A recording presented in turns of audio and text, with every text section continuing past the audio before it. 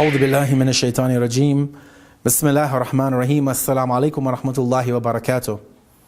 As we start a new week, we get to hear another beautiful tradition from the Prophet of Islam and his noble family. May God's peace and blessings be upon all of them. And hopefully we can take this hadith forward, this tradition forward into our lives over the next 7 days and try to make another change within our life. Today the Prophet is giving us beautiful advice, which is also advice which we see in our own language of English, a saying that we have that you reap what you sow, that whatever actions you do, you shall receive what the fruits of those actions are. If you sow actions of goodness, you will reap acts of goodness back in return. If you do actions of injustice, of evil, of iniquity, then that is what you will also get back in return. It's the rule and the law of cause and effect, that for every action there is a reaction. And this is something which our Prophet reminded us of 14 centuries ago. And in this tradition he says the following to humanity. He states, "The one who sows good is bound to reap good." As we see in this very short tradition, the Prophet is giving us the rule of life, the rule of the universe, the rule of how we are to function within society. Today you see that many people are, facing difficulties of many different types. Personal difficulties, personal challenges so many times.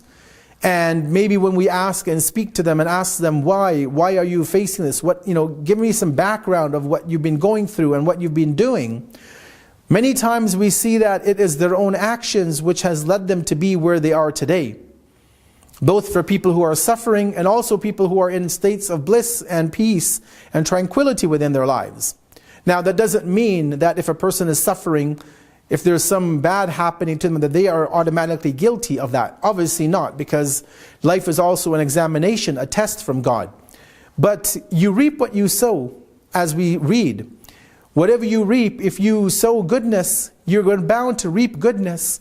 If you're good to people in your community, if you're good to your co-workers, if you treat your professor nicely, if you treat your classmates in a respectable fashion, hopefully they are going to reciprocate and be nice with you. They're going to respect you. They're going to give you the respect that you have given to them.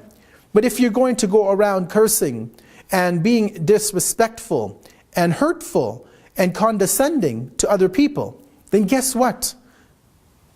They're going to reply in the same way. Many times, although we don't like to, but we have that saying that fight fire with fire.